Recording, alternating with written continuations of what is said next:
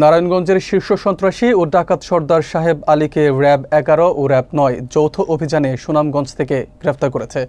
আজ বৃহস্পতিবার দুপুরে র্যাব 11 এর অধিনায়ক lieutenant colonel HM. Sajjad Hossain সংবাদ সম্মেলনে জানান, সাহেব আলীর বিরুদ্ধে নারায়ণগঞ্জে 20টিরও বেশি মামলা রয়েছে। প্রশাসনের তালিকাভুক্ত এই শীর্ষ সন্ত্রাসী সিদ্ধিরগঞ্জের একজন দুর্ধর্ষ সন্ত্রাসী। বিস্তারিত থাকছে মনিরুল ইসলাম মনিরের প্রতিবেদনে।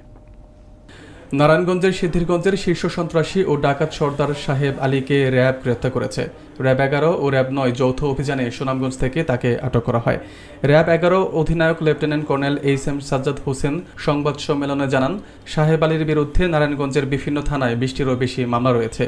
এর মধ্যে ডাকাতি, ছিনতাই, মাদক, নারী ও শিশু নির্যাতন, সন্ত্রাস বিরোধী কার্যক্রম এবং সরকারি কাজে বাধা দেওয়ার অভিযোগ অন্তর্ভুক্ত। এর আগে গত 5 অক্টোবর গাজীপুরের গাছা থানার চান্দুরা এলাকায় তার স্ত্রী ও ছেলেসহ 4 সহযোগীকে গ্রেফতার করা হয়। তাদের কাছ থেকে খেলনা, পিস্তল, শাবল, এনআইডি কার্ড এবং বিভিন্ন মোবাইল ফোন উদ্ধার করা হয়। এই আটকের সময় প্রকাশিত হয় প্রত্যেক সহযোগী সাহেব আলীর অপরাধ জগতের সক্রিয় অংশীদার। গত 30 সেপ্টেম্বর রাতে সিদ্ধিরগঞ্জের 4 নম্বর ওয়ার্ড বউবাজার এলাকায় অভিযান চালানোর সময় সাহেব আলীর বাহিনী র্যাব সদস্যদের উপর হামলা চালায়, যার ফলে র্যাব সদস্য সহ 4 জন আহত হন। সাহেব আলীর গ্রেপ্তার অভিযানের মাধ্যমে স্থানীয় নিরাপত্তা পরিস্থিতি নিয়ন্ত্রণে রাখা এবং জনসাধারণের নিরাপত্তা নিশ্চিত করা সম্ভব হয়েছে।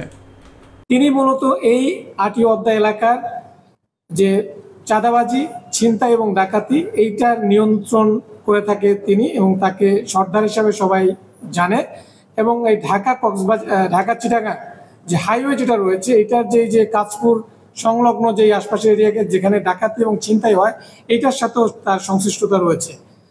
আমরা আরো তথ্য পেয়েছি যে তিনি এখানে যে বিভিন্ন যে প্রজেক্ট হয়, বিভিন্ন বাড়ি ঘর, নতুন যে প্রজেক্টের কাজগুলো যেগুলো হয়, সেখানেও তিনি চাঁদাবাজি, কোনো কাজ শুরু হওয়ার আগেই তিনি সেখানেও চাঁদাবাজি, এবং তার মুখ থেকেই তিনি প্রাথমিক জিজ্ঞাসাবাদে স্বীকার করেছেন এটা যে চাঁদাবাজি করে থাকেন।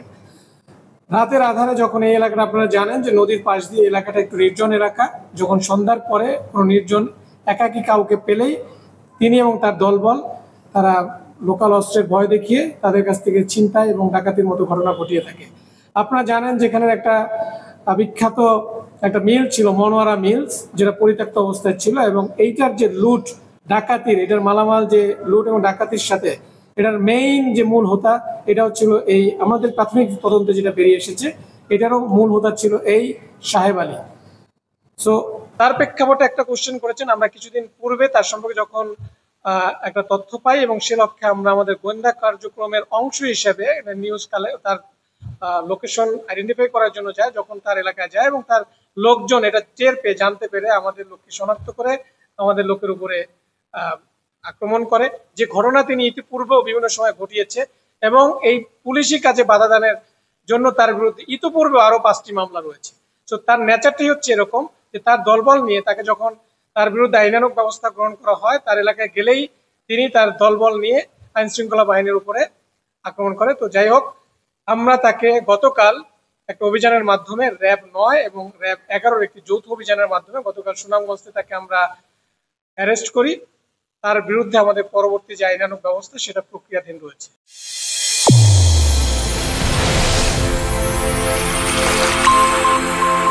চ্যানেল A1 হৃদয়ের স্পন্দন।